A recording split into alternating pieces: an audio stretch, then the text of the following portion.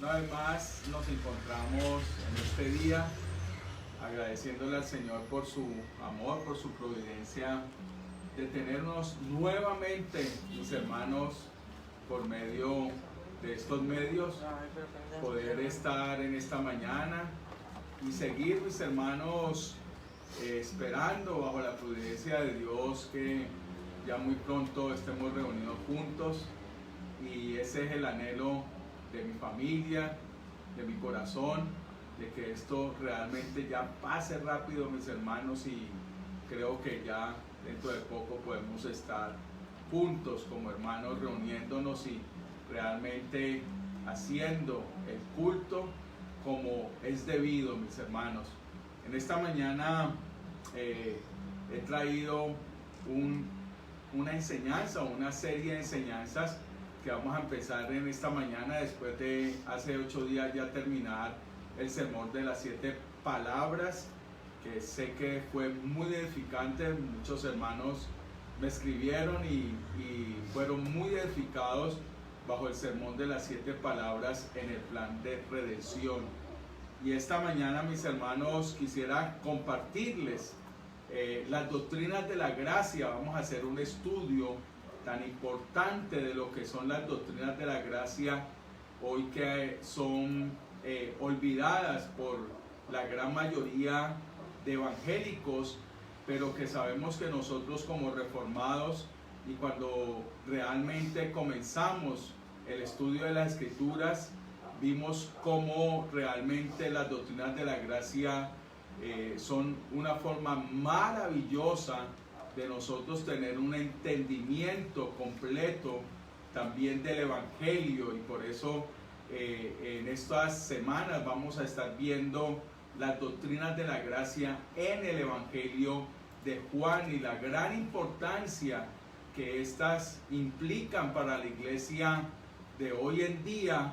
Pues hoy en día se han olvidado, y por eso es muy importante, y traigo estas enseñanzas porque realmente el fundamento de estas enseñanzas nos ayudan a tener un conocimiento muy claro de la condición del hombre, de cómo el hombre está ante Dios, de cómo necesita realmente esa elección incondicional, de cómo realmente, si la expiación de Cristo es una expiación que es para todos los hombres, o si la Escritura nos enseña si esta expiación está limitada a la obra del pueblo de Dios, a la iglesia, a los suyos. También la gracia, si la gracia se puede resistir o es una gracia irresistible. Entonces vamos a estar viendo estas 5 doctrinas de la gracia y la perseverancia o la preservación de los santos. Estas 5 doctrinas que son tan fundamentales y que la vemos desde las mismas escrituras nos dan esa capacidad de nosotros poder discernirlas, y más que todo en este precioso Evangelio de Juan. Quiero en esta mañana dar una pequeña introducción de lo que implican las doctrinas de la gracia y lo que es cada una de ellas. Vamos a definirlas verdaderamente bajo la claridad de lo que nosotros como reformados creemos, y como verdaderamente la postura calvinista nos lo enseña, y como pues la otra postura arminiana lo enseña también. Y nos vamos a enfocar en ver en esta mañana esas definiciones, y voy a empezar con la primera, que es la depravación total del hombre, y dentro de 8 días continuaremos con la elección incondicional, y así sucesivamente estaré desarrollando todo este tema de enseñanzas que es muy importante y que ha sido muy olvidado por las iglesias, lógicamente, hoy en día contemporáneas, y que realmente es de vital importancia para el entendimiento del Evangelio. Quisiera dar unas palabras de un hombre de Dios que nos dice lo siguiente: En cada generación, el cristiano en el púlpito y en la banca ha tenido necesidad de contar con una perspectiva clara del Evangelio, el cual es poder de Dios para salvación a todo aquel que en él cree. Romanos 1:16 nos dice el poder del Evangelio, como Pablo nos dice que el Evangelio es el poder de Dios para salvación, y es de suma importancia que el Evangelio proclamado y creído sea el de las buenas nuevas de Dios, respaldado por su autoridad y por lo tanto basado en su palabra. O sea, esto es lo importante, mis hermanos y las personas que nos están escuchando. Hoy vemos una cantidad de gente hablando cosas del Evangelio que no tienen nada que ver. Y es ahí donde vemos la charlatanería de una cantidad de supuestos pastores que verdaderamente comienzan a predicar cosas que no tienen nada que ver con el poder de Dios, con el poder del Evangelio. Una cantidad de charlatanes diciéndote a ti que todo va a estar bien, que todo va a seguir muy bien, dando profecías falsas, hablando cosas que no tienen nada que ver con el Evangelio, simplemente porque la gente tiene comezón de oír las cosas bonitas que quieren que les digan, pero realmente no bajo la Escritura, y cogen textos del Antiguo Testamento, del Nuevo Testamento, completamente fuera de contexto. Y por eso es tan importante el estudio de las Escrituras. Aquí yo no estoy para entretenerte, aquí estoy para enseñarte la bendita palabra de Dios, que es el poder de Dios para salvación, y donde realmente se ha olvidado la predicación bíblica. Y por eso bendito sea el Señor que hoy en día tenemos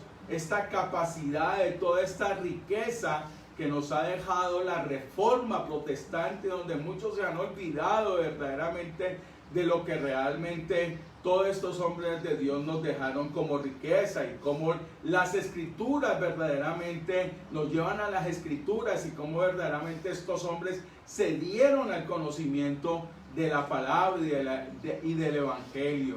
O sea, mis hermanos y personas que me están viendo, este precioso Evangelio es el que se debe estudiar. Este precioso Evangelio es el que realmente el que te puede llevar a la vida eterna. Es el poder del Espíritu Santo que te puede redarguir de tus pecados y verdaderamente nacer de nuevo y ser una nueva criatura delante de nuestro Señor Jesucristo.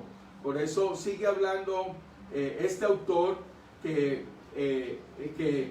es bajo la autoridad de Dios, y es por esta razón que este breve estudio es tan importante del Evangelio de Juan. Vamos a ver este estudio del Evangelio de Juan, y lo importante es ver cómo el Evangelio de Juan nos enseña estas 5 doctrinas fundamentales, maravillosas, de lo que es lo que son las doctrinas de la gracia. Por lo tanto, mis hermanos, he escogido este Evangelio porque fue escrito por el discípulo amado de Jesucristo, y expresa verdaderamente el llevar a los hombres a depositar su confianza en Jesucristo. O sea, es depositar la confianza en el Hijo de Dios. Y por eso Juan capítulo 20 versículos 30 y 31, este es el tema central de este discípulo amado. Versículos 30 y 31 del capítulo 20, aquí está la centralidad de lo que el apóstol Juan nos quiere enseñar. Y además Jesús muchas otras señales, hizo además Jesús muchas otras señales en presencia de sus discípulos, las cuales no están escritas en este libro, pero estas se han escrito para que creáis que Jesús es el Cristo, el Hijo de Dios, y para que creyendo tengáis vida en su nombre. O sea, lo importante es que a través de este estudio muchos de nosotros y de mis hermanos sean afirmados en esta vida eterna, y aquellos que nos ven, aquellos que están viendo este mensaje y que no se han arrepentido y que no han venido al Señor, es para que pongan su confianza verdaderamente en este poderoso y glorioso Salvador, nuestro Señor Jesucristo. Entonces, tan importante este estudio que vamos a tener en estas semanas. A lo largo de este evangelio, nuestra atención se enfoca constantemente en Jesucristo, no en charlatanerías, donde mucha gente lo que hace es abrir una Biblia y comenzar a hablar puras cosas que no tienen nada que ver con las Escrituras, solamente con que te da comezón de oír y solamente quieres oír lo que tus oídos y tu corazón quiere oír, pero realmente aquí estamos para que tu corazón escuche realmente el Evangelio, el precioso Evangelio. Por lo tanto, esto está enfocado totalmente en Jesucristo, como Pablo decía: yo predico a Cristo y a este crucificado. Leemos de sus señales y sus solemnes palabras a los hombres.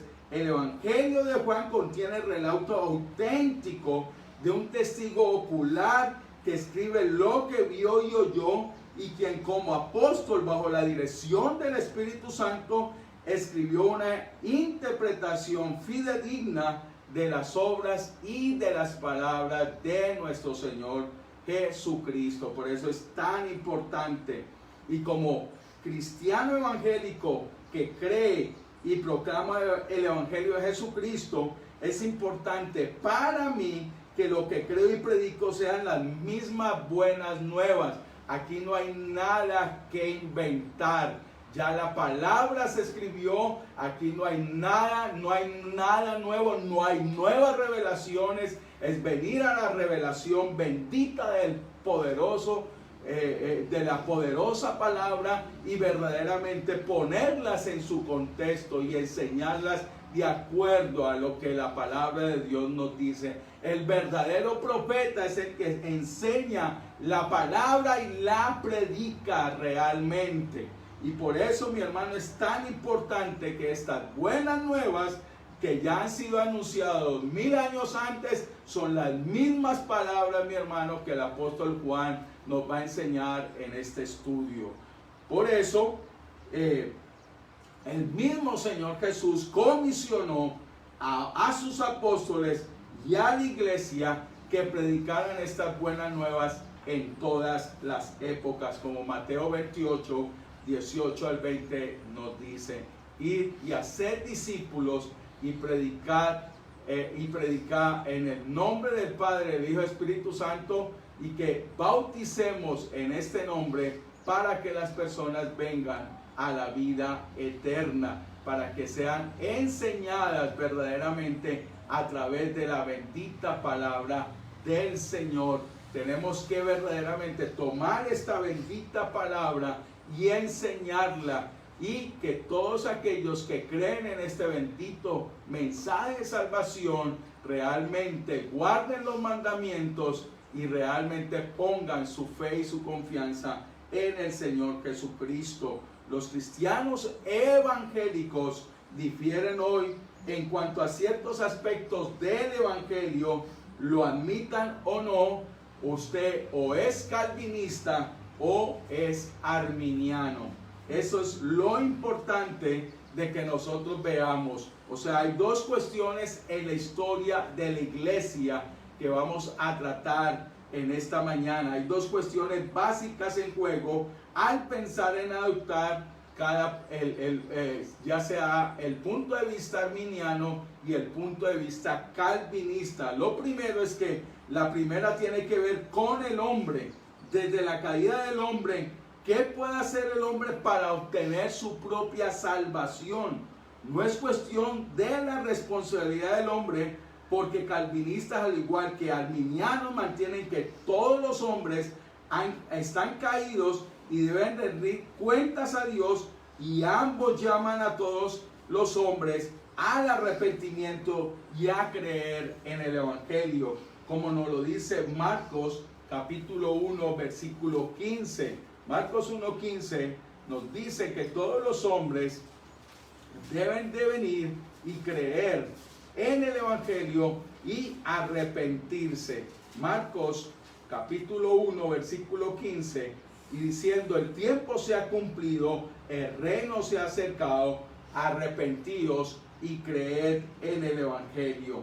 La segunda cuestión tiene que ver con Dios y qué clase de salvación ofrece a los hombres. Lo que Dios ofrece es una salvación real o una salvación posible. Estas son cuestiones que han sido planteadas repetidamente en la iglesia. Estallaron por primera vez entre la controversia entre Agustín y Pelagio y fueron temas de discusión entre los teólogos medievales también. Esta discusión de Agustín y Pelagio se dio en el siglo IV y también a principios del siglo V, y también lo podemos ver en la iglesia medieval. Y en el siglo XVI Lutero defendió la posición agustiniana contra Erasmo, y Juan Calvino se sumó a la controversia en oposición a la iglesia de Roma y al semipelagianismo de su época también. Estas cuestiones fueron también debatidas en el siglo XVII en el Sínodo de Dort en el año 1618 y 1619. Y en este sínodo había un grupo de hombres seguidores de Jacobo Arminio y presentó una protesta contra la interpretación agustiniana calvinista del Evangelio. Por lo tanto, la respuesta del sínodo con respecto a estas dos cuestiones fue confirmar con verdad bíblica las enseñanzas de Agustín y de Calvino y rechazar las de Arminio. O sea que tenemos una historia donde verdaderamente vemos cómo tanto arminianos y calvinistas pusieron completamente sus posiciones, y vemos cómo en el Sínodo de Dort en el año 1618 y 1619 vemos cómo la historia dice que la doctrina que prevaleció y la doctrina que fue dejada fue la doctrina agustina, fue la doctrina entre Agustín y Calvino, que ahora vamos a estar hablando de los 5 puntos de las doctrinas de la gracia. Por lo tanto, es muy importante ver que hay una historia que ha sido olvidada, hay una historia en la cual la iglesia contemporánea se ha olvidado que mucho tiempo en el siglo, desde el primer siglo, el siglo IV, vemos completamente estas controversias, y es muy importante verlas porque históricamente el cristiano debe tener un conocimiento de la historia de la iglesia para ver, mi hermano, que las doctrinas fundamentales han sido puestas para que a través de la historia realmente la iglesia tenga esa base donde es columna y baluarte de la verdad, y donde ya hay hombres que Dios colocó para que defendieran esa doctrina, y que esa doctrina ha sido defendida por estos hombres. Y vemos como en el Sínodo de Dort la iglesia dijo que realmente esta doctrina agustiniana calvinista estaba por encima de lo que decía la doctrina arminiana. Entonces es muy importante, y a estas doctrinas de la gracia se les dio el nombre de tulip, en inglés de la flor de tulip, porque el acróstico, el significado de cada palabra en inglés lleva como nombre tulip, y nosotros la tenemos en español, como ya les he dicho: primero, la depravación total; segundo, la elección incondicional; tercero, la expiación limitada; cuarto, la gracia irresistible; y quinto, la preservación de los santos. O sea, es muy importante que la iglesia entienda que históricamente estas cuestiones que han sido debatidas en cuanto a la doctrina es muy importante, y la riqueza que nos deja a nosotros como creyentes todo lo que se hizo a través de la historia de la iglesia, y especialmente en las doctrinas de la gracia, donde podemos ver a hombres como Charles Spurgeon diciendo de las doctrinas de la gracia que son la mejor forma, la mejor manera de nosotros evangelizar y de llevar el evangelio a los no creyentes, y también de que a los creyentes que realmente han venido y han conocido estas doctrinas, es muy importante que se vuelvan a alimentar realmente de lo que es verdaderamente las doctrinas de la gracia. Por lo tanto, en esta mañana vamos a dar también una definición de lo que es cada doctrina, para que nosotros nos adentremos en esta mañana ya en sí al Evangelio de Juan y comenzar a enseñar cada una de ellas por medio del Evangelio de Juan, que ese es el propósito en esta mañana y en las reuniones que vamos a tener, mis hermanos, posteriores a lo que empecé a enseñar en esta mañana. Por lo tanto, mis hermanos, lo primero que podemos ver en las doctrinas de la gracia, y que fueron formuladas en el siglo XVII, más específicamente en el Sínodo de Dort, es primero la depravación total. ¿Qué es lo que dicen los calvinistas? ¿Qué es lo que nosotros decimos de la depravación total? Donde nosotros definimos que el hombre, debido a la caída y después de ella, es un ser totalmente depravado o corrupto. Es incapaz de hacer nada para lograr su propia salvación. O sea, entiéndase que la depravación total tiene que ver que el hombre quedó completamente muerto espiritualmente en todas sus facultades, y por eso el apóstol Pablo nos lo dice muy claro en Romanos capítulo 3, versículos 9 al 18, cómo los hombres están muertos en sus facultades, y por eso se le llama así, depravación total. No es que el hombre sea un depravado que no haga cosas buenas. El hombre de por sí hace cosas buenas, expresa amor, sentimientos, todo esto. Pero en cuanto a la salvación, es lo que estamos expresando, es lo que estamos diciendo, que en cuanto al hombre, al escoger a Dios, en cuanto a su propia salvación, el hombre no puede hacer nada, ya que está muerto espiritualmente ante Dios, y por eso se le llama así, depravación total. El hombre ha quedado muerto totalmente en sus delitos, en sus pecados, y es por eso que el hombre, por más que pretenda salvarse a sí mismo, no puede hacerlo. No puede hacerlo, y lo vamos a ver en el mismo Evangelio de Juan. Vamos a ver la depravación total y vamos a ver que el hombre no puede salvarse a sí mismo y requiere verdaderamente de la obra de este poderoso Salvador.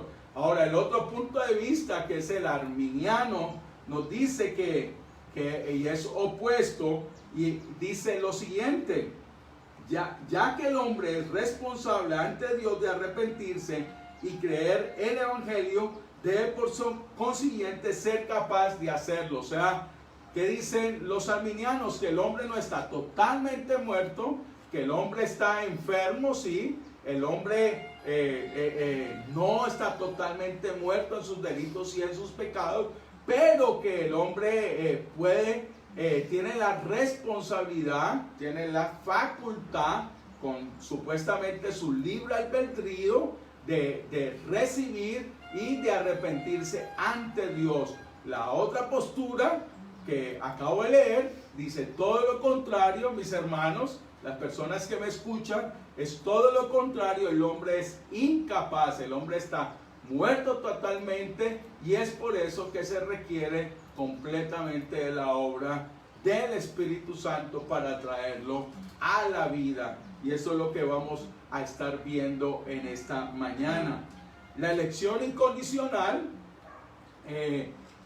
dice lo siguiente: Dios de la eternidad escogió incondicionalmente para salvación a algunos de entre la masa de los hombres pecadores, e hizo esto no porque previó que creerían al evangelio cuando les fuera ofrecido, sino que por su propio amor y el propósito de glorificarse a sí mismo en la salvación de aquellos que a quienes escogió libre e incondicionalmente.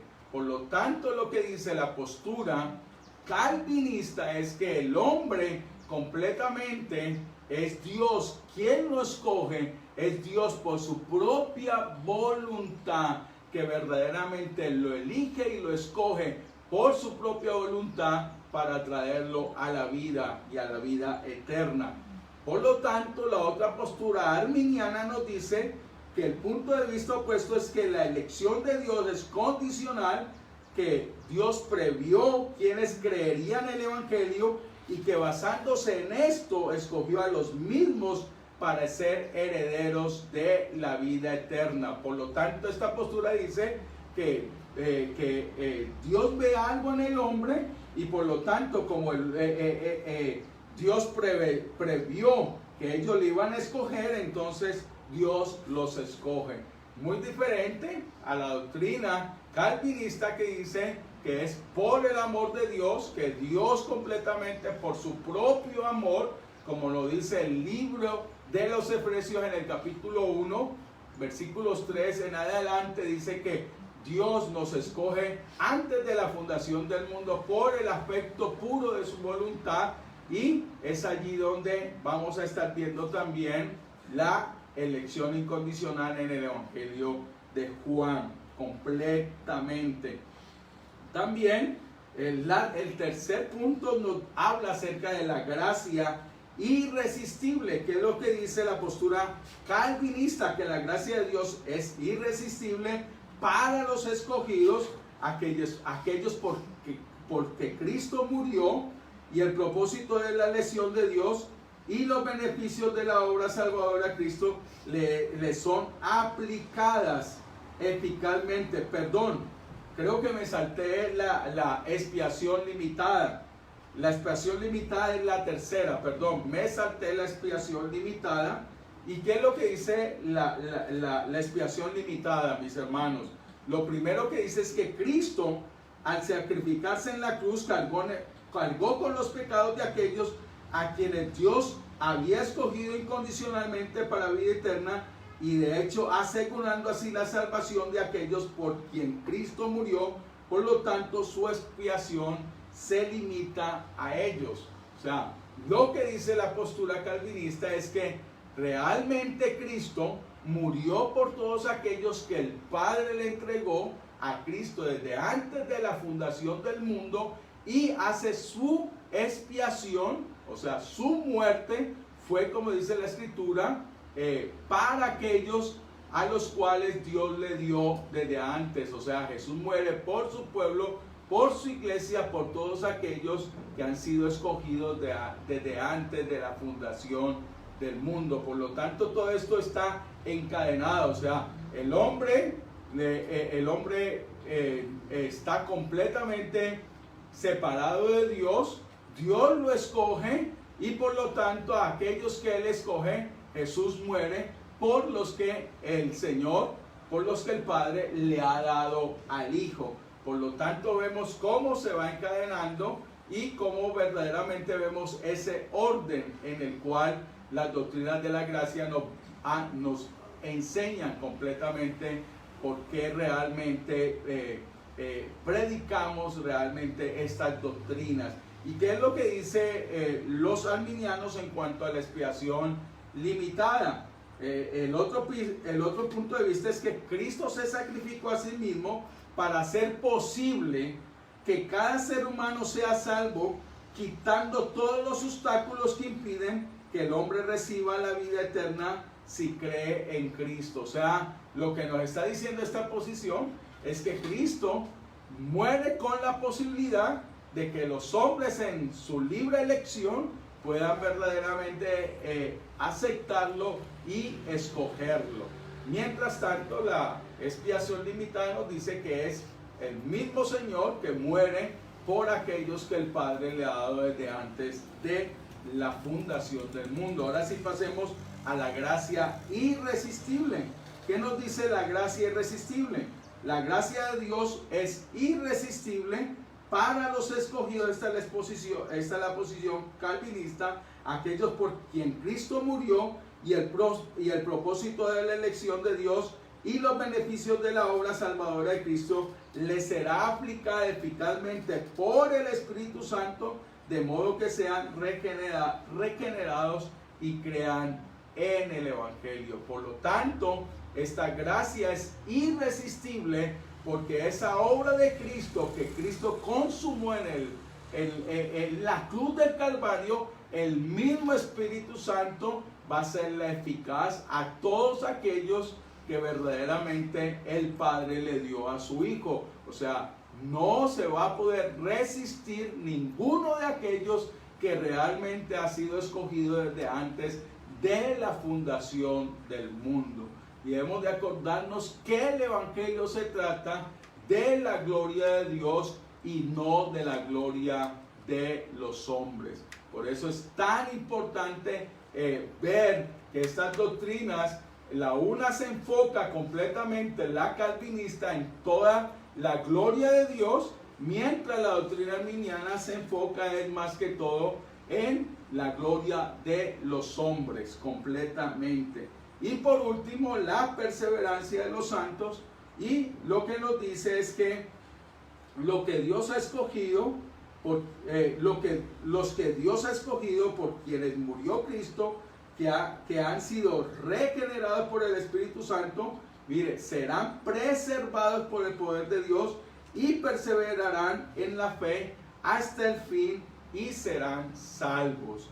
La maravillosa frase que muchos se les ponen los pelos de punta: salvos, siempre salvos. Pues esta es la doctrina en la cual verdaderamente, si Dios ha escogido a su pueblo y les ha dado todos los beneficios de la obra de Cristo, pues lógicamente es Dios en que preserva, y el creyente persevera en su salvación. Esto es lo maravilloso de lo que nos dice la postura calvinista. Mientras el otro punto de vista es que el hombre que realmente cree el Evangelio puede en algún o cualquier momento dejar de creer en Cristo y por lo tanto perder la vida eterna y perecer eternamente. Esto es lo que nos dice la doctrina arminiana, donde las personas en algún momento pueden perder su salvación y perecer eternamente. Lo que nosotros decimos es todo lo contrario, que si Cristo realmente murió por esa persona, si Cristo realmente trajo el Espíritu Santo sobre esa vida, le aplica su vida a esa persona va a ser preservada por el poder de Dios, y esa persona va a perseverar hasta el fin. Entonces, mis hermanos, como podemos ver, es maravilloso cómo las Escrituras y cómo históricamente nos enseñan estas dos posiciones, y estas dos posiciones, mis hermanos, tienen que ver en todo lo que se ha dado en la historia, y cómo nosotros también lo vamos a ver completamente en el Evangelio de Juan, en esta mañana. Por lo tanto, espero que haya quedado muy claro lo que son las doctrinas de la gracia, estas 5 doctrinas fundamentales, y en las cuales nosotros vamos a poder desarrollar en el Evangelio de Juan. En esta mañana vamos a empezar por la depravación total. Y vamos a ver verdaderamente cómo el Evangelio de Juan nos enseña cómo están los hombres.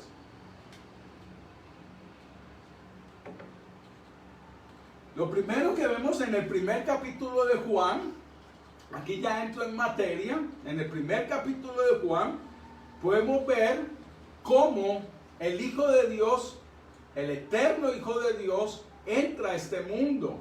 O sea, lo primero que vemos es en el primer capítulo. Yo no lo voy a leer totalmente, voy a leer los textos en esta mañana que nos hablan de la depravación total, de cómo se encuentran los hombres ante Dios, mis hermanos, y usted puede hacer ya un estudio más amplio, leer capítulo por capítulo e ir subrayando las partes en las cuales yo me voy enfocando en esta mañana. O sea, lo primero que vemos, mi hermano, es que el Hijo de Dios, el Verbo de Dios, entra a este mundo, entra a esta tierra.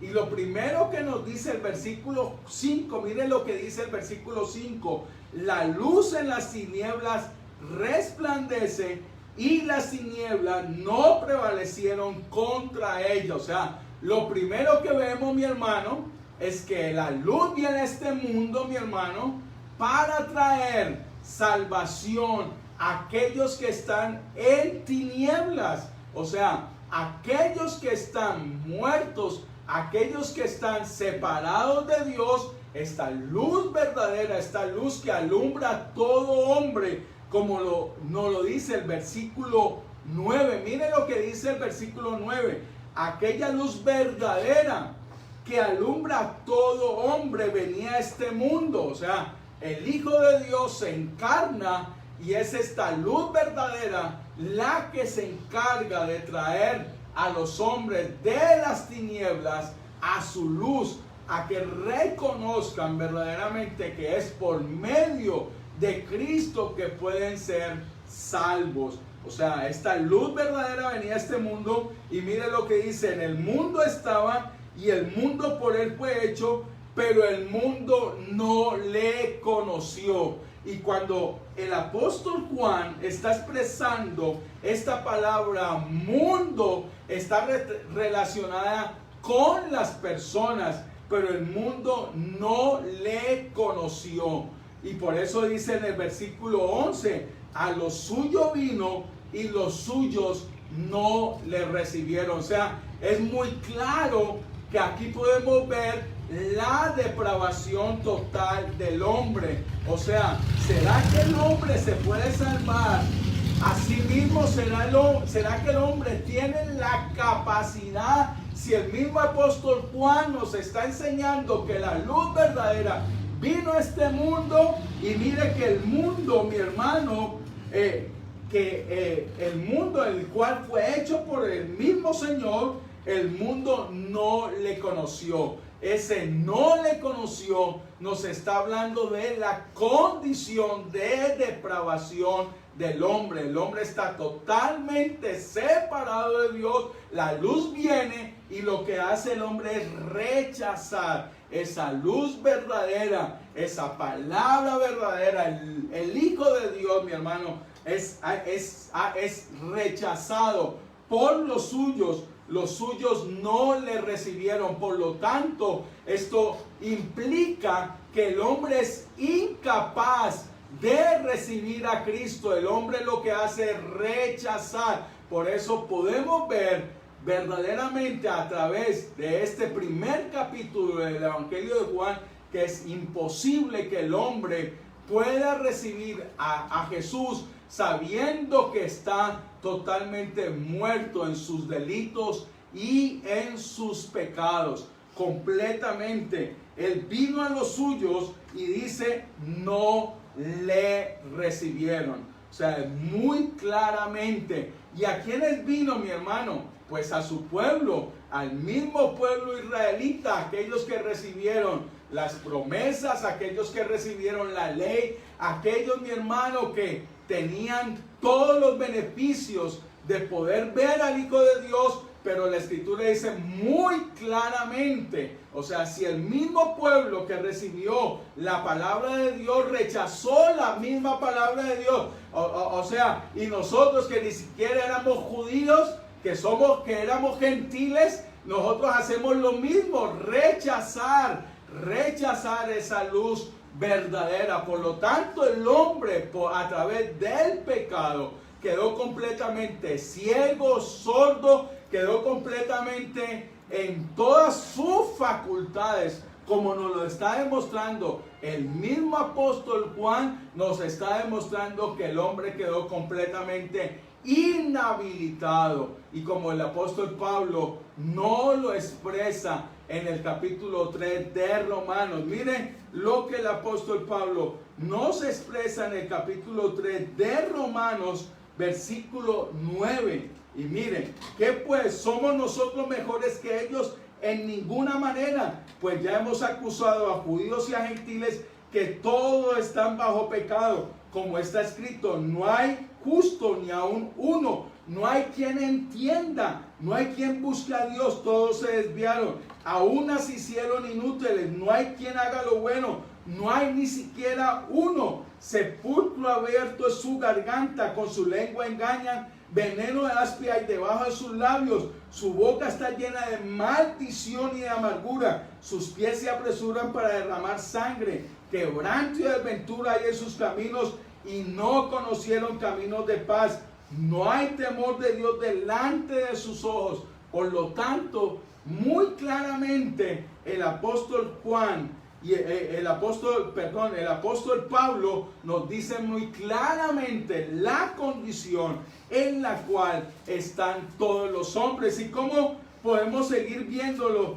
¿Cómo está la condición de todos los hombres? Primero podemos ver en general. Todo el pueblo vino a su pueblo, el pueblo lo rechazó. Rechazaron a Juan el Bautista porque no creyeron en el mensaje de Juan tampoco. Por eso en el versículo 9 dice que este es el testimonio de Juan cuando los judíos enviaron a Jerusalén sacerdotes y levitas para que preguntasen: ¿tú quién eres? Y confesó y no negó, sino que confesó: yo no soy el Cristo. Por lo tanto podemos ver que aún la clase sacerdotal, los levitas, la clase en general, aquí ya el apóstol Juan nos comienza a hablar de tanto los sacerdotes como los levitas y como los fariseos, mi hermano, no le conocen. No importa si eres...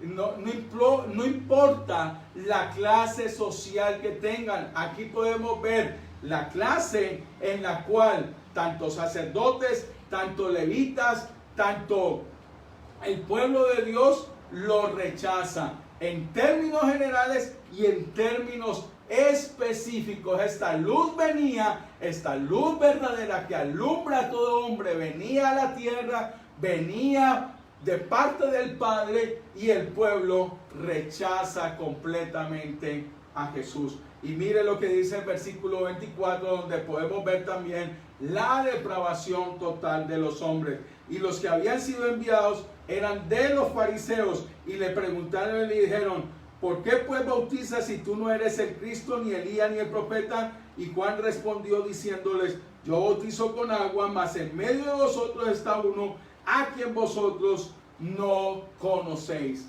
O sea, podemos ver muy claramente que el pueblo no conoce al Hijo de Dios. Están totalmente ciegos, están totalmente muertos en su conocimiento a Dios, y por eso es que realmente la Escritura nos dice cuán depravados están los hombres. Y por eso en el versículo 31, aún el mismo Juan el Bautista dice: y yo no le conocía. Y en el versículo 33 dice: y yo no le conocía. ¿Y cómo es que Juan logró reconocerle cuando realmente el Espíritu Santo le dio testimonio que aquel que reposaba, en aquel que iba a reposar el Espíritu Santo, ese era el Hijo de Dios? Por lo tanto, aún el apóstol Juan, si el Espíritu Santo no viene y le muestra realmente en su corazón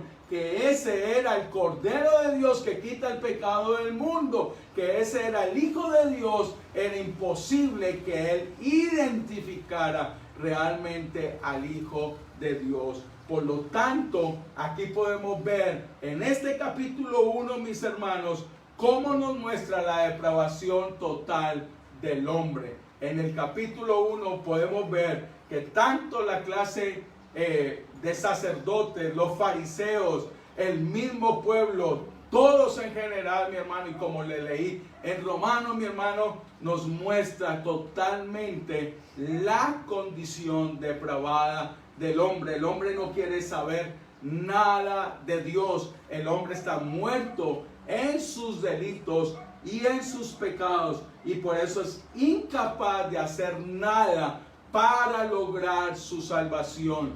No ama la luz, aborrece la luz y quiere vivir en tinieblas. Por eso cuando entramos al capítulo 2, mi hermano, también hay un hecho muy importante cuando Jesús limpia el templo completamente, y en el versículo 24 nos dice que Jesús conoce a todos los hombres, conoce el corazón de todos los hombres, y no necesita que nadie dé testimonio de los hombres, porque Jesús sabe lo que hay en el corazón de los hombres, a no ser que sean regenerados por el poder del Espíritu Santo y puedan venir a esta bendita luz verdadera. Miren lo que dice el versículo 24. Pero Jesús mismo no se fiaba de ellos, porque conocía a todos y no tenía necesidad de que nadie le diese testimonio del hombre, pues él sabía lo que había en el hombre. El mismo Señor sabe lo que hay en el corazón de los hombres.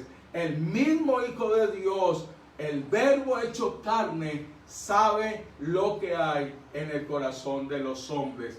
Por lo tanto, podemos ver cómo vamos desarrollando capítulo por capítulo, y ahora entramos en el capítulo 3 y podemos ver a un judío llamado Nicodemo, principal entre la clase principal de los judíos, mi hermano. Era un hombre completamente conocedor de la ley. Por lo tanto, aún hay personas que abren esta Biblia, que conocen supuestamente muchas cosas de esta Biblia, pero déjeme decirle, no han nacido de nuevo, no han visto la gravedad de su pecado, no han visto la gravedad de su muerte espiritual.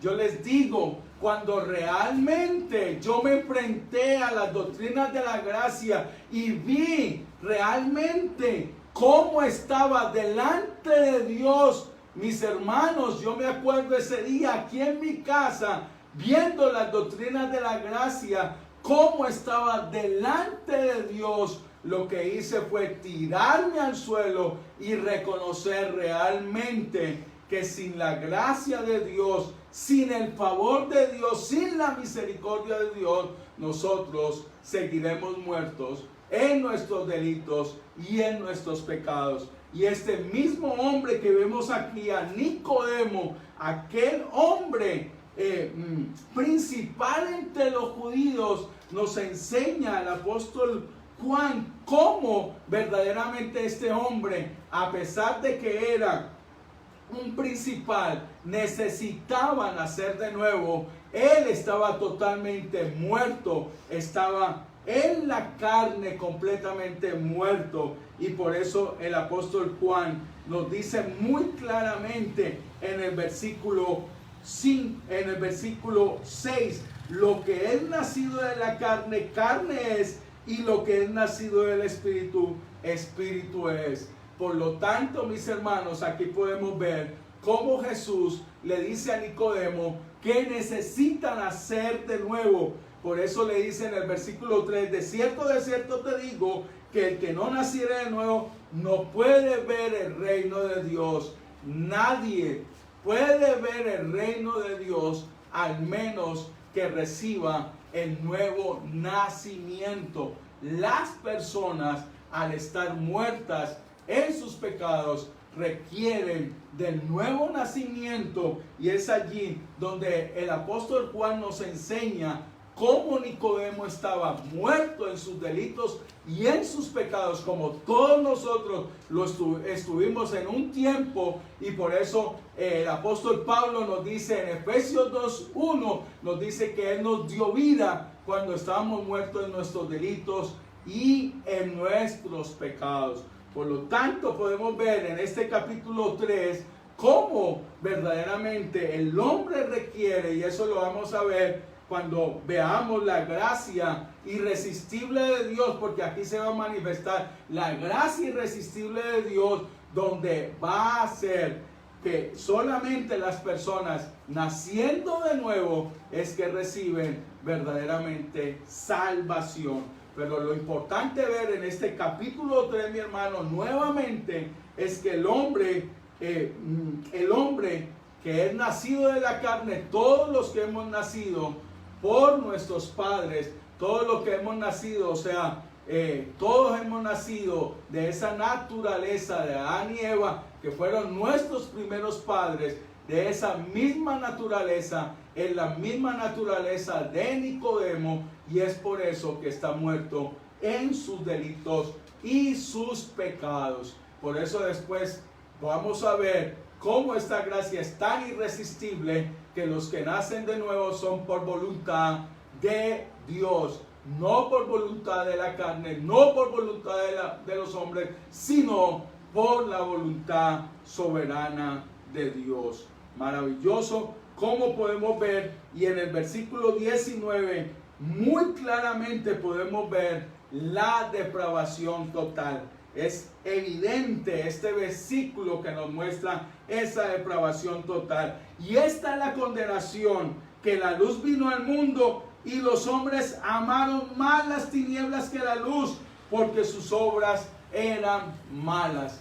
Aquí exactamente podemos ver cómo nos encontrábamos y cómo las personas se encuentran ante Dios si realmente no nacen de nuevo. Y esta es la condenación, que la luz vino al mundo y los hombres amaron más las tinieblas que la luz, porque sus obras eran malas.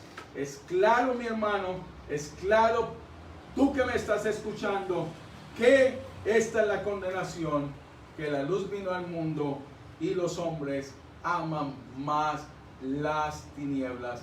El hombre ama más el pecado.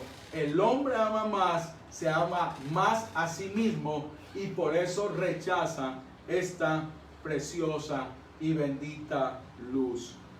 De aquí pasamos, mis hermanos, al capítulo 4, que también nos habla de la depravación total en una mujer que Jesús visita en Samaria, mi hermano.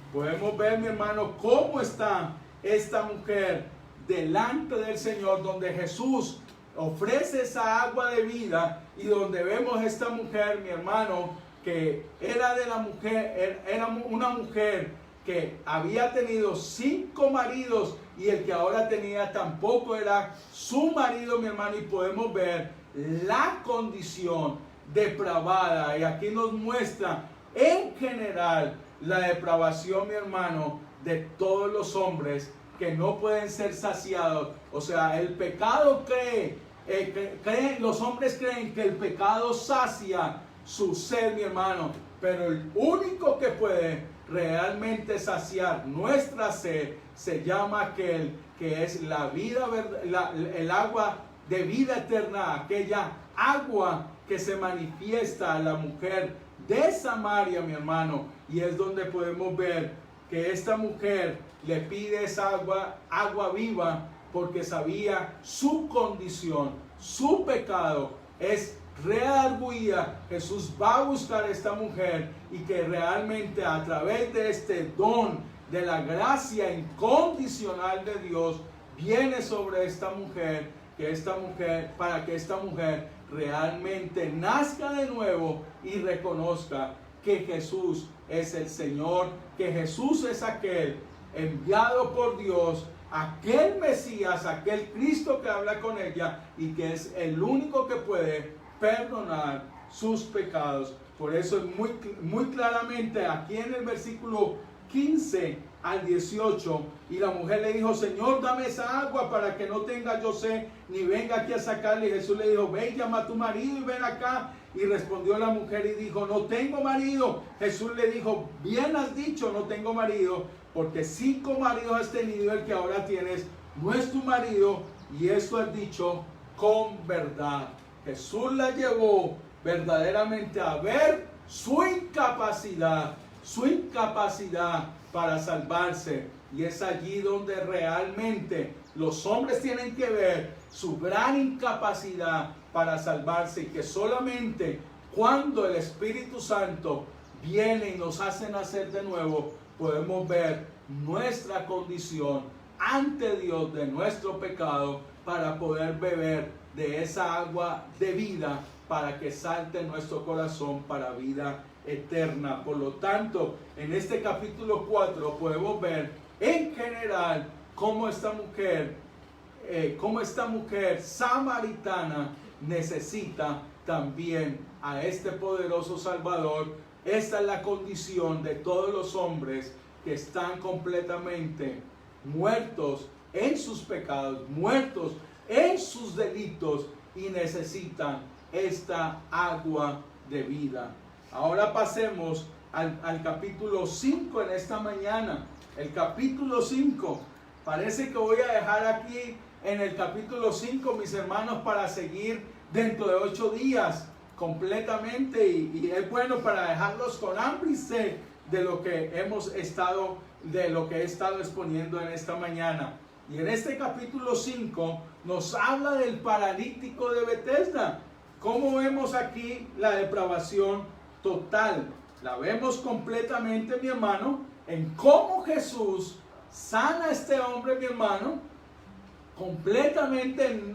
Él no hizo nada, él estaba esperando a ser sanado, mi hermano, y esto nos muestra la condición de los hombres. Los hombres están totalmente inhabilitados en sus facultades. Aunque este hombre fue sanado de una enfermedad física, podemos ver cuán inhabilitado está este hombre, que ni siquiera reconoce al Hijo de Dios, ni siquiera reconoce verdaderamente que este precioso Salvador venía a mostrarle la condición de su pecado. Y cómo podemos ver, mi hermano, esto, porque lo podemos ver aquí en el versículo 40. En el versículo 40 de todo lo que nos habla el texto, la centralidad de la depravación total la podemos ver, porque el paralítico no generaliza a todos de cómo están los hombres delante de Dios. Y miren lo que dice: y no queréis venir a mí para que tengáis vida. Gloria de los hombres no recibo, mas yo os conozco que no tenéis amor de Dios en vosotros. Miren, mis hermanos, aquí es muy claro, mi hermano. El hombre paralítico lo que quería era su sanidad física. Él no quería su sanidad espiritual. Estaba totalmente desconectado, porque esa es la razón. Estaba totalmente muerto en sus delitos y en sus pecados, que aún esta maravillosa sanidad, en vez de llevar a este hombre a un arrepentimiento sincero y verdadero, lo que podemos ver, mi hermano, es que este hombre completamente ni siquiera fue agradecido por lo que el Señor Jesús hizo por él. Esa es la obra verdaderamente que solamente puede ser hecha por el Espíritu Santo en el corazón de los hombres. Y por eso el mismo Señor en este capítulo 5 les dice: ustedes no quieren venir a mí para que tengan vida eterna.